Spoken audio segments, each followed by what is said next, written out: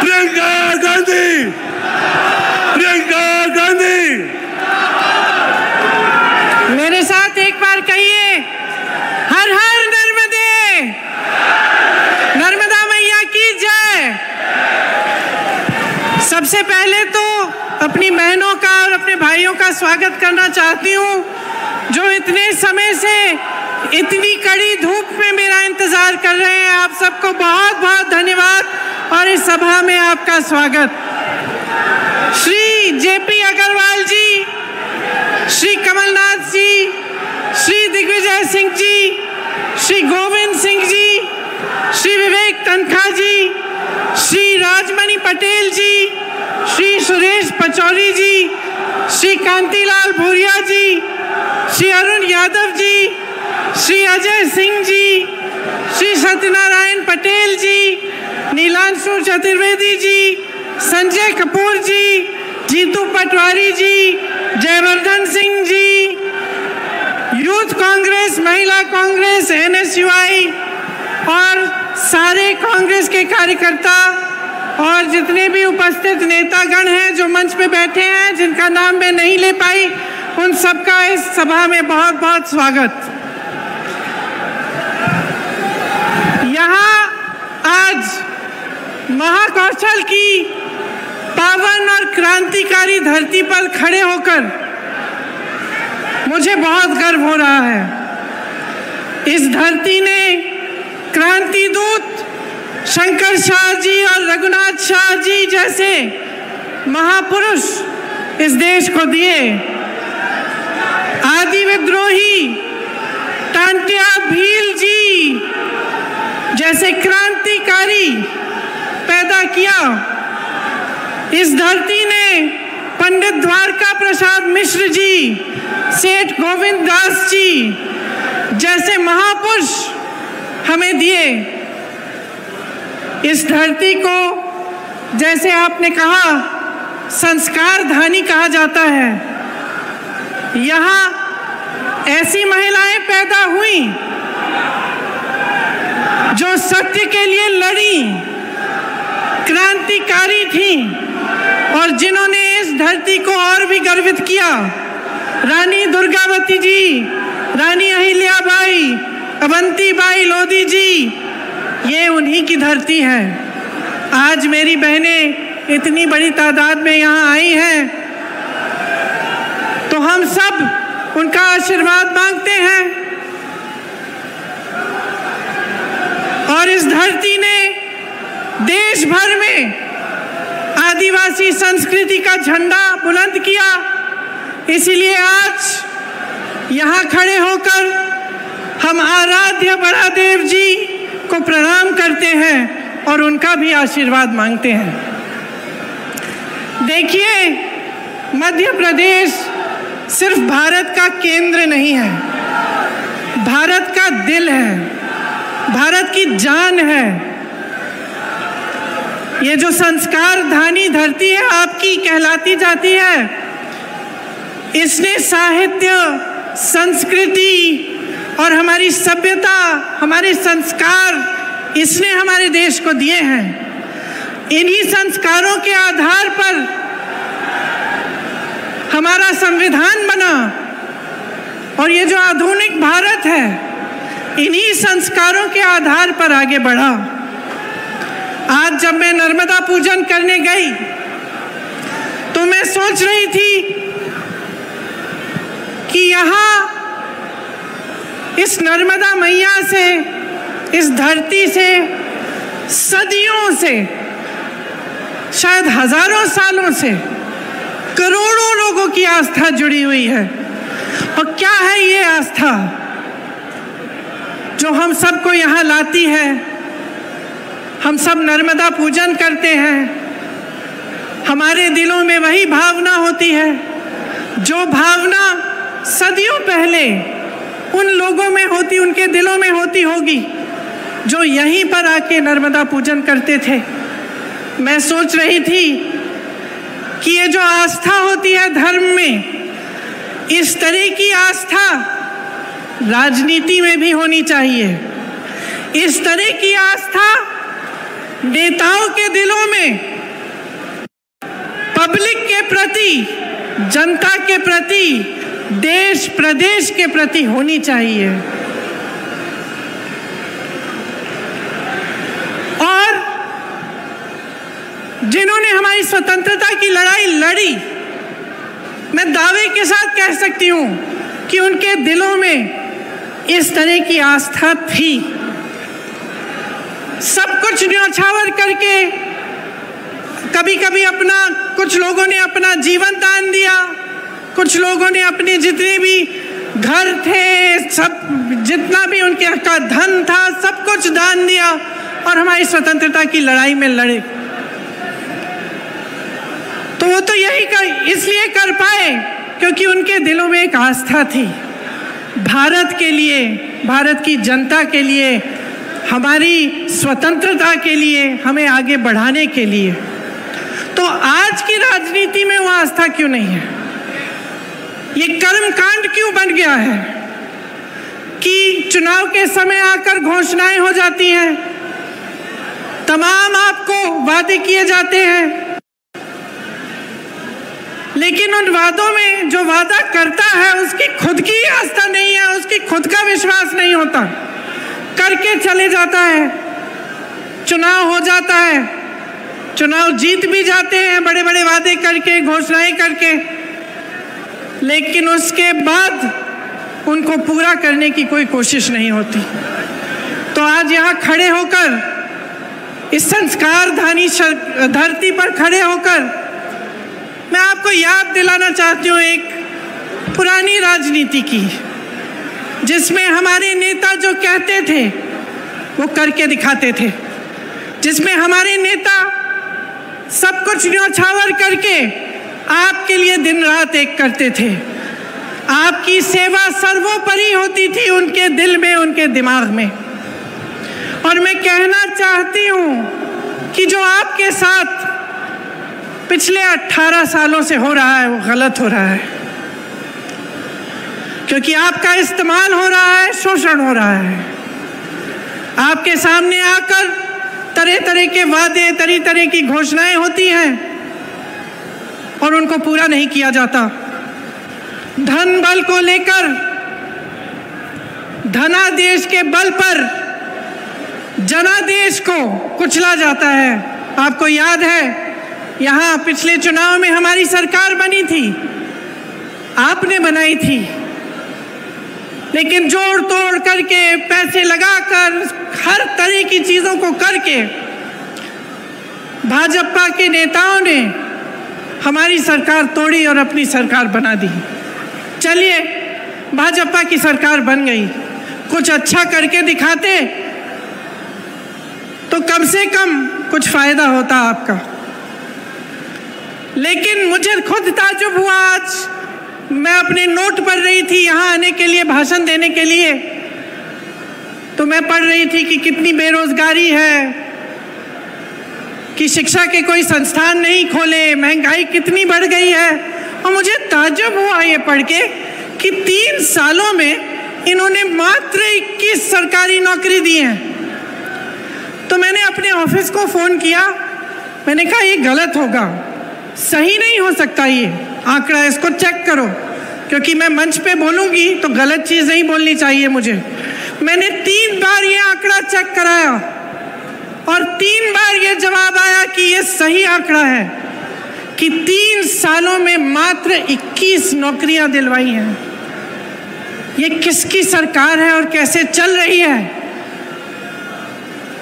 और आप अगर आज जागरूक नहीं होंगे और आप ये समझेंगे नहीं कि ये जो रिश्वत राज चलाया है इन्होंने, जिसकी वजह से जब आपको कुछ भी चाहिए होता है, चाहे आप नौकरी के लिए जाते हैं, चाहे आप छोटे से छोटे काम कराने के लिए निकलते हैं, तो आपको रिश्वत देनी पड़ती है। तो ये जो रिश्वत राज है इनका, जो घोटाला राज है इनका, इसको अगर आप आज बंद नहीं करेंगे तो आपके भविष्य को क्या होगा? ये सवाल आप अपने आप से पूछिए। घोटाले पे घोटाला हो रहा है यहाँ मध्य प्रदेश में, राशन का घोटाला, स्कॉलरशिप का घोटाला, व्यापम घोटाला, शिक्षक पात्रा भर्ती घोटाला, पुलिस भर्ती का घोटाला, खनन घोटाला, कोरोना घोटाला, बिजली विभाग का घोटाला, ई टेंडर का घोटाला, टीवी सेट वितरण का घोटाला। कितने सारे घोटाले हैं, इतनी लंबी लिस्ट है घोटालों की कि जो मोदी जी ने वो गालियों वाली लिस्ट निकाली उससे लंबी तो ये लिस्ट है।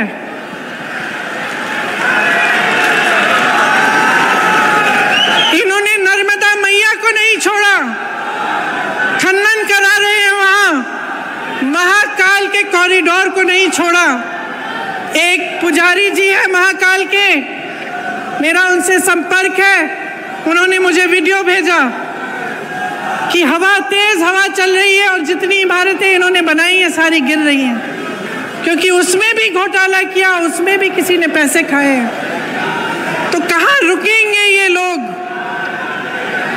और जो आपकी संस्कृति है, जो यहाँ के संस्कार हैं, उनका आप याद कब दिलाएंगे नेताओं को? ये मैं आपसे पूछना चाहती हूँ। 220 महीनों के शासन में 225 घोटाले किए हैं इन्होंने, तकरीबन हर महीने एक नया घोटाला कर रहे हैं। इससे आपके जीवन पर क्या असर पड़ता है, कभी आपने सोचा है? हम सब कहते हैं, टीवी पे देख लेते हैं कि चलो घोटाला हो रहा है, कोई पैसे कमा रहा है, कहीं पे कोई नेता अपना बड़ा बड़ा महल बना रहा है, तो हम ये भी सोच सकते हैं भाई हमारा क्या, वो कमा रहा है, ठीक है कमा रहा है। लेकिन इसका बहुत बड़ा असर आप पे पड़ता है। जो भ्रष्टाचार होता है इसका सबसे बड़ा असर पब्लिक पर ही पड़ता है, क्योंकि जहाँ पे सरकार का ध्यान होना चाहिए, मंत्रियों का ध्यान होना चाहिए, वहाँ से ध्यान हटता है। सिर्फ जब लूट और सत्ता में ध्यान रहता है तो पब्लिक का ध्यान नहीं रहता। जहाँ विकास के कार्य करने पड़ते हैं, पैसे उनमें डलने चाहिए, पूंजी उसमें डलनी चाहिए, वो नहीं डलती। जब अपने लिए पैसे लूटने में पड़ जाते हैं नेता, तो पब्लिक पीछे छूट जाती है, आपकी ज़रूरतें पीछे छूट जाती हैं, और जो कार्य होने चाहिए आपके लिए वो नहीं होते। 18 सालों से ये सत्ता में है, तो आप सोचिए, जब इतने सालों से कोई सत्ता में रहता है तो एक आलस सा हो जाता है। वो सोचता है कि वो कभी सत्ता छोड़ने वाला नहीं है, कि वो निकलेगा नहीं सत्ता से, और ये इनके व्यवहार में स्पष्ट दिखने लगा है। जैसे कुछ दिनों पहले यहाँ आकर उन्होंने एक महिलाओं के लिए एक अनाउंसमेंट की, तो इसलिए की क्योंकि 6 महीने में चुनाव आ रहा है। भाई तुम्हारी 5 साल से सरकार थी, 3 साल से तुम चले आ रहे हो, सरकार चला रहे हो, तो तुमने ये घोषणा पहले क्यों नहीं की? इस समय करने की क्या जरूरत है? तो ये इनका व्यवहार दिखा रहा है हमें कि ये सब कर्मकांड है।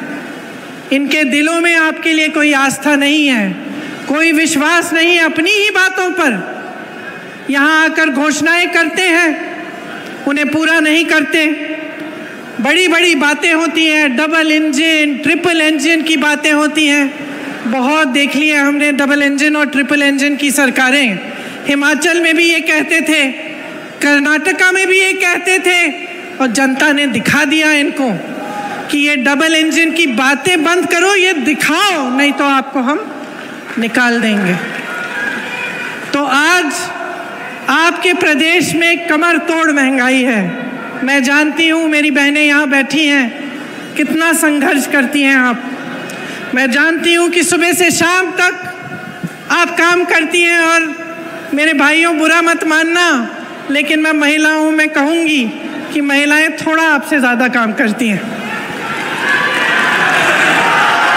क्योंकि आप खेती में काम करते हैं या मजदूरी करते हैं तो घर आके आप आराम से लेटते हैं। महिलाएं बाहर जाती हैं, काम करती हैं, मजदूरी करती हैं, या कोई नौकरी करती हैं, या ऑफिस में ही बेशक काम करती हैं, तो घर आके भी काम करती हैं। और जब तक घर का काम ख़त्म नहीं होता, जब तक सब सही सलामत, सबने खाना नहीं खाया होता तब तक सोती नहीं है। इसीलिए मेरे दिल में एक खास जगह है अपनी बहनों के लिए कि महंगाई का बोझ सबसे ज़्यादा आप उठा रही हैं। गैस सिलेंडर को तो इतना महंगा कर लिया है कि खरीद नहीं पाते, भरवा नहीं पाते। आप सब्जी खरीदने के लिए दुकान जाती हैं तो आधी चीज़ें आप बगैर खरीदे ही वापस आ जाती हैं। और महंगाई की मार सिर्फ महिलाओं को नहीं लेकिन सबको है। किसानों को देखिए, पेट्रोल डीजल के दाम इतने बढ़ गए हैं, जो ना पड़ता है, चाहे खाद हो, चाहे कुछ भी हो, महंगा पड़ गया है। बहुत ज़्यादा महंगाई हो गई है। आपके प्रदेश में भयंकर बेरोजगारी है। जैसे मैंने कहा, शर्म की बात है कि एक सरकार 3 सालों में सरकारी नौकरी दे रही है। तमाम पद खाली पड़े हुए हैं। हमारे नौजवान भाई बहन मेहनत करते हैं, पढ़ाई करते हैं, भर्ती के इम्तिहानों के लिए जाता है, घोटाला हो जाता है, कुछ ना कुछ लीक हो जाता है पेपर, कोई गड़बड़ हो जाती है। जितने पैसे उनके माँ बाप ने खर्चे उनके फीस पे, सब बर्बाद हो जाते हैं। जितने महीने उन्होंने पढ़ाई की वो सब बर्बाद हो जाते हैं। पेपर देते हैं, पेपर का कोई नतीजा नहीं निकलता, कोई नौकरी नहीं मिलती, पद खाली पड़े हैं, नौजवान खाली पड़ी हैं, लेकिन सरकार कुछ कर नहीं रही है। आदिवासियों की दुर्दशा हो गई है आपके प्रदेश में।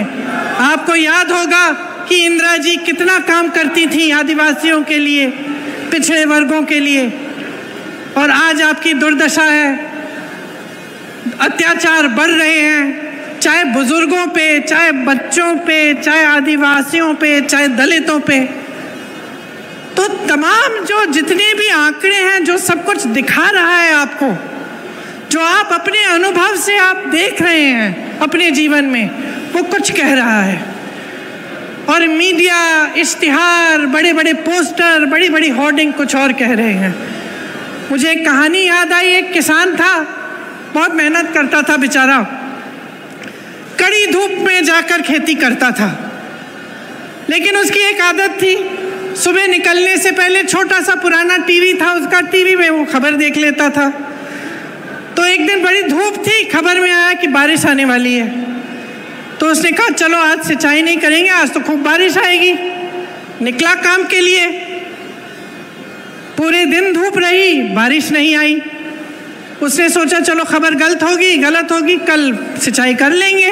घर आ गया, अगले दिन फिर निकला, फिर खबर देख ली, फिर खबर में आया कि बारिश आने वाली है। फिर उसने सिंचाई नहीं की। ऐसे 5, 6, 7 दिन गुजर गए और वो इसी इंतज़ार में रहा कि भाई आज बारिश आएगी। बारिश नहीं आई, खेती एकदम सूख गई। घर आके रोने लगा।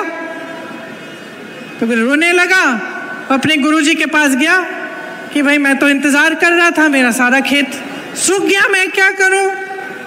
तो उसके गुरुजी ने उसको कहा, ये मूर्ख, तुमने अपने अनुभव से नहीं देखा क्या हो रहा था? तुम्हारे सामने तुम्हारा खेत सूख रहा है और तुम इंतजार कर रहे हो कि बारिश आएगा क्योंकि खबर ने कह दिया। तो यही तो हो रहा है आज देश में, प्रदेश में। महंगाई बढ़ गई, बेरोजगारी बढ़ गई, अत्याचार बढ़ रहे हैं, आपस में फूट बढ़ रहा है, और आपको बताया जा रहा है कि कोई सुनहरा दौर चल रहा है। आप गैस का सिलेंडर खरीद नहीं सकते, आपके बच्चों को नौकरी नहीं मिल रही है, शिक्षा का एक नया संस्थान नहीं बनाया गया, सड़कें आपकी पुरानी पड़ी हुई हैं, कोई व्यवस्था नहीं है, खाद की व्यवस्था नहीं है, पानी की व्यवस्था नहीं है, लेकिन आपको बताया जा रहा है कि बारिश आने वाली है। आपको बताया जा रहा है कि सुनहरा दौर है। मोदी जी G20 कर रहे हैं, हमें बहुत गर्व होना चाहिए अपने देश पे।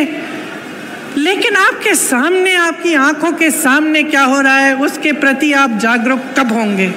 आप कब देखेंगे कि इन 3 सालों में इस भाजपा की सरकार ने आपके लिए क्या किया?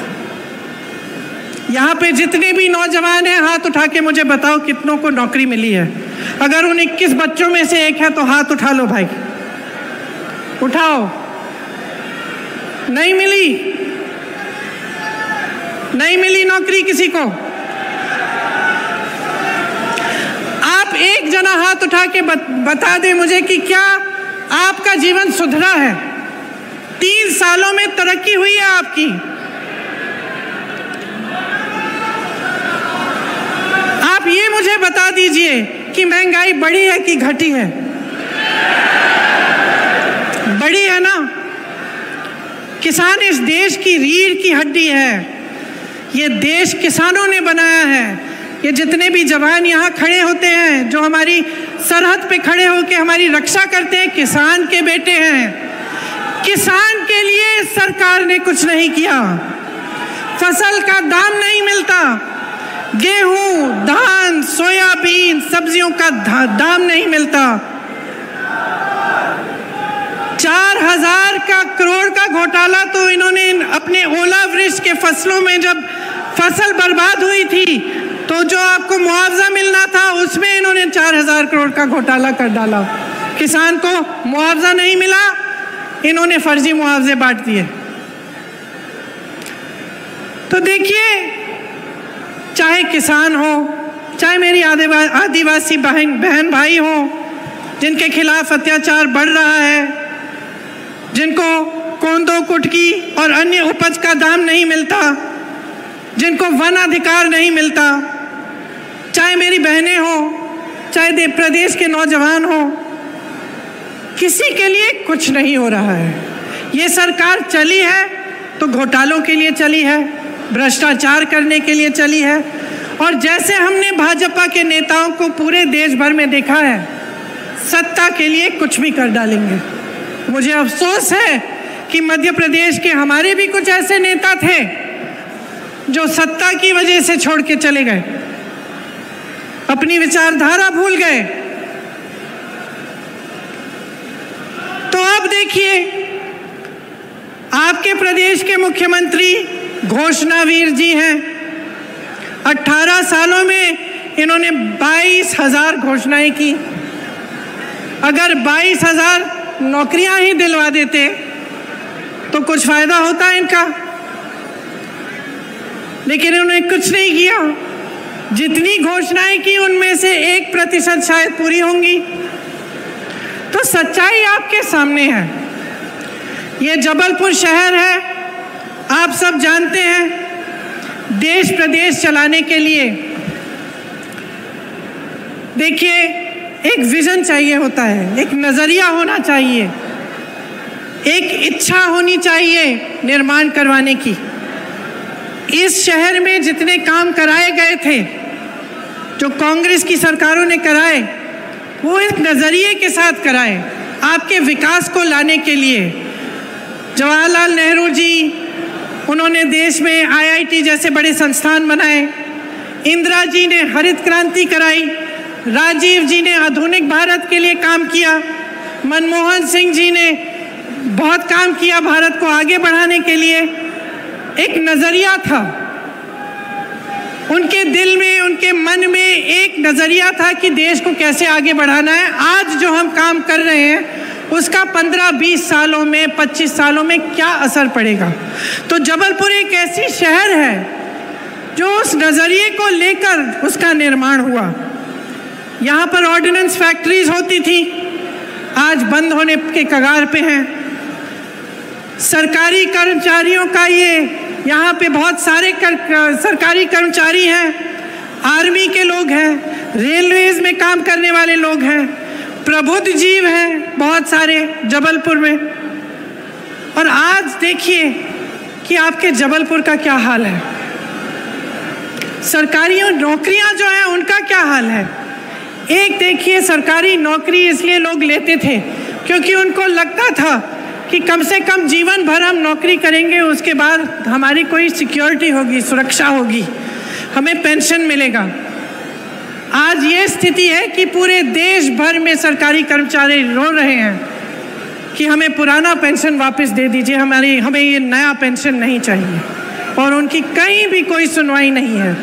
सिर्फ कांग्रेस के प्रदेशों में, हिमाचल प्रदेश में, छत्तीसगढ़ में, राजस्थान में पुराना पेंशन फिर से लागू हुआ है। क्योंकि जैसे मैंने कहा, 2 तरह की राजनीति है इस देश में। एक जो आप में आस्था रखती है विश्वास रखती है पब्लिक में और एक जो सत्ता में आस्था रखती है। तो जो सत्ता में आस्था रखते हैं वो कभी आपकी सुनवाई नहीं करेंगे। कांग्रेस पार्टी आपकी सुनवाई करती है। जहाँ जहाँ हमारी सरकारें हैं, आप खुद देखिए और खुद आकलन करिए कि जो कहा है वो किया है कि नहीं। अभी अभी कर्नाटका में सरकार बनी है, 5 गारंटी दिए थे, 5 के 5 गारंटी कैबिनेट में पास हुए हैं। राजस्थान में पुराना पेंशन लागू है। तमाम ऐसी स्कीमें हैं जिनका वादा चुनाव में किया था, आज लागू हो रही हैं। यहाँ बगल में छत्तीसगढ़ है। छत्तीसगढ़ में सबसे ज़्यादा किसानों को धान का दाम मिल रहा है पूरे देश भर में। छत्तीसगढ़ में भी पुरानी पेंशन लागू है। आप हिमाचल को देखिए, जो वादे किए वो पूरे करने जा रहे हैं। इसीलिए मैं आग्रह करती हूँ कि आप जागरूक बनिए और जो सच्चाई है उसको पहचानिए। आपके सामने जो हो रहा है, आप जीवन में जो संघर्ष कर रहे हैं, वो संघर्ष बढ़ रहा है, इसको समझिए और ये देखिए कि कांग्रेस पार्टी के नेता, कांग्रेस पार्टी की सरकारें अपने प्रदेशों में क्या कर रही हैं। और आपको खुद समझ में आ जाएगा कि जब कांग्रेस की सरकार मध्य प्रदेश में आई थी, जिससे पहले कि भाजपा ने उसको गिराकर ये सरकार बनाई, तब उन्हीं 1.5 सालों में कितना काम किया गया। 27 लाख किसानों का 11,600 करोड़ कर्ज माफ किया उन 1.5 सालों में। सामाजिक सुरक्षा पेंशन को 300 रुपये से 600 रुपये तक बढ़ाया गया था। 1 करोड़ परिवारों को 100 रुपये में 100 यूनिट बिजली योजना का फायदा हुआ था। 1000 गौशालाओं का निर्माण हुआ था। आदिवासियों के लिए 12,000 बर्तन बैंक बनाए गए थे। ये सब काम 1.5 साल में कांग्रेस की सरकार ने किया और आज भी ऐसे ही काम कांग्रेस की सरकारें जहाँ जहाँ उनकी सरकार है वहाँ पे कर रही हैं। तो बहनों और भाइयों, हम आपके सामने कुछ ऐसे गारंटी लाए हैं जिनके बारे में अब आपको मैं बताऊंगी, जो हम 100% लागू करेंगे। ये मेरा वादा है आपको। यही वादा मैंने कर्नाटका में किया, यही वादा कर्नाटका के नेताओं ने किया, राहुल गांधी जी ने किया और कर्नाटका की सरकार बनते ही उस कैबिनेट ने पास किया हुआ है। हर महीने महिलाओं को 1500 रुपये प्रति माह दिलवाया जाएगा। गैस का सिलेंडर 1000 रुपये का नहीं, 500 रुपये का आपको मिलेगा। आपके लिए 100 यूनिट बिजली माफ होंगे, सबके लिए। 200 यूनिट बिजली बिल की हाफ होगी, मतलब आधी। हम मध्य प्रदेश में भी पुराना पेंशन लागू करेंगे। आपका दर्द हम समझते हैं, कर्मचारियों का दर्द हम समझते हैं। आप देखिए इन्होंने क्या नहीं किया। आर्मी में भी इन्होंने 4 साल का वो कर दिया है, कर्मचारियों का पेंशन कटवा दिया है। तो हम कह रहे हैं कि सरकारी कर्मचारी सारे सुन लें, पुरानी पेंशन लागू होगी। जो किसान कर्ज माफ करने का काम हमने शुरू किया था उसको पूरा करेंगे और जो बचे हुए किसान हैं उनका ऋण माफ किया जाएगा। ये हमारी गारंटी है। और देखिए, दिल से मैं कह रही हूं कि बहुत साल हो गए, केंद्र में 9 साल हो रहे हैं, आपके प्रदेश में 18 साल हो रहे हैं। ये राजनीति बहुत आगे बढ़ चुकी है जो आपको नकार रही है, आपकी ज़रूरतों को नकार रही है। हर बार आपके जज्बातों को उभारा जाता है, इधर उधर की बातें की जाती हैं। कमलनाथ जी ने कहा हम भारतीय हैं, हम सब के लिए धर्म से बड़ा कुछ नहीं है, हमारी आस्था से बड़ा कुछ नहीं है। चाहे हम किसी भी धर्म के हों, हम उसे दिल में मानते हैं, वो हमारे लिए सर्वोपरि है। लेकिन उसका मतलब ये नहीं है कि पब्लिक को बहकाया जाए, कि पब्लिक के जज्बातों को उभार कर वोट मांगा जाए, उसका मतलब नहीं है। और अगर नेता ऐसा कर रहा है या एक राजनीतिक दल बार बार ऐसा कर रहा है कि चुनाव का समय आया, आपके जज्बात उभार दिए, आपकी काम की बात नहीं की, तो आप उनकी आदत बिगाड़ रहे हो। वो तो है ही बिगड़े, क्योंकि आपको बार बार जज्बातों पर उकसा रहे हैं, लेकिन आपका काम नहीं कर रहे हैं। लेकिन आप बिगाड़ रहे हो क्योंकि आप बुरी आदत डलवा रहे हो। उस नेता को कभी ये एहसास नहीं होगा कि अगर वो आपका काम नहीं करेगा तो उसको सत्ता छोड़नी पड़ेगी। समझ रहे हैं आप मेरी बात? आपको समझाना पड़ेगा, दिखाना पड़ेगा नेताओं को, और उसमें हम सब शामिल हैं, कि अगर हम आपका काम नहीं करें और चुनाव के समय आपके जज्बात उभारने की बात कर लें, या आपको किसी जैसे आप जज्बाती मामले पे आपको उकसा दें और फिर उसके बल पर आपके वोट लेके सत्ता में बैठ जाएं, लेकिन फिर आपकी बिजली हम ना दिलवाएं, आपका विकास हम ना करवाएं, आपकी सड़कें ठीक नहीं हो रही हैं, आपके बच्चों के लिए शिक्षा के मौके नहीं दिलवा रहे हैं, नौजवानों को रोजगार नहीं दिलवा रहे हैं, और सिर्फ सत्ता के मजे ले रहे हैं, तो आपको सबक सिखाना पड़ेगा।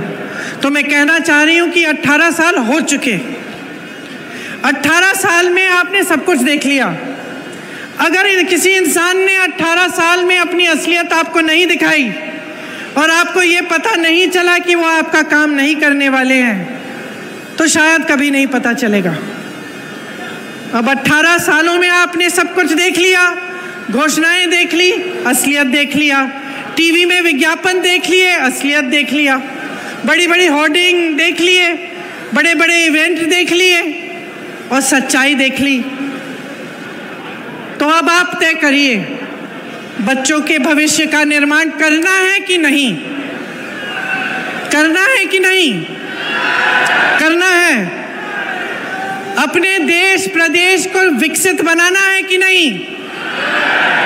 अपने नेताओं को जवाबदेह बनाना है कि नहीं? बनाना है ना?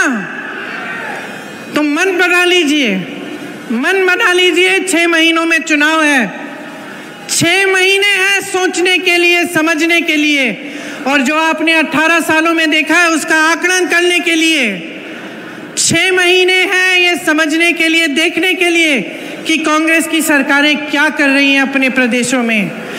जागरूक बनकर देखिए, समझिए, सुनिए और अपना वोट अपने पक्ष में डालिए। एक ऐसी राजनीति को बनाइए अपने देश में, अपने प्रदेश में, जो आपके प्रति जवाबदेह बने।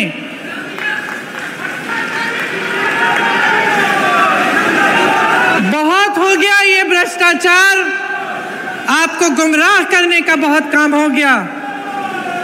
आप नेताओं को मजबूर करिए कि जब इस मंच में खड़े होते हैं तो आपके सामने सच बोलें, नहीं तो आप उनको सत्ता से निकाल देंगे।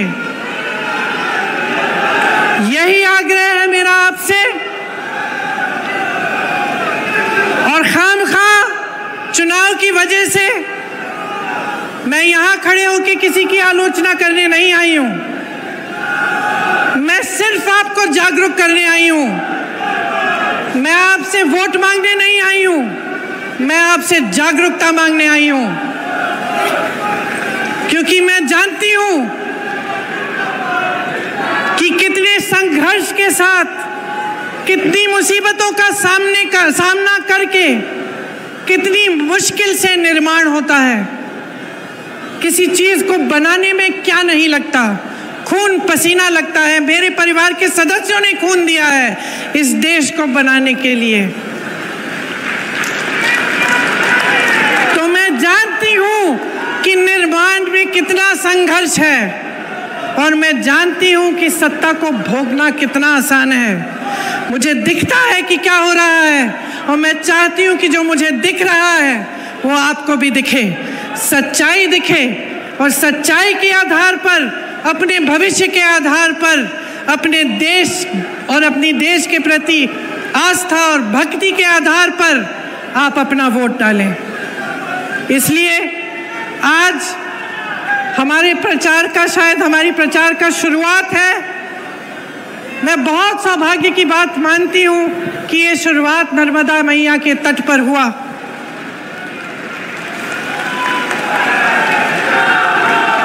क्योंकि हम सब जो यहाँ पे बैठे हैं इस मंच पर, नर्मदा मैया के तट से आए हैं। हम झूठ नहीं बोलेंगे आपके सामने, हमारी एक ही सच्चाई है, हम देश के लिए समर्पित हैं, आपके लिए समर्पित हैं, और पूरी निष्ठा से, प्रेम से आपके लिए दिन रात काम करेंगे। आप सबको बहुत बहुत धन्यवाद कि आपने मेरी कुछ लंबी बातों को इतने ध्यान से सुना। मेरी आशा है कि इन पर ध्यान में आप घर जाकर भी देंगे और थोड़ा समझने की कोशिश करेंगे कि आपकी भलाई के लिए ही मैंने ये सब बातें कही। बहुत बहुत धन्यवाद। जय हिंद।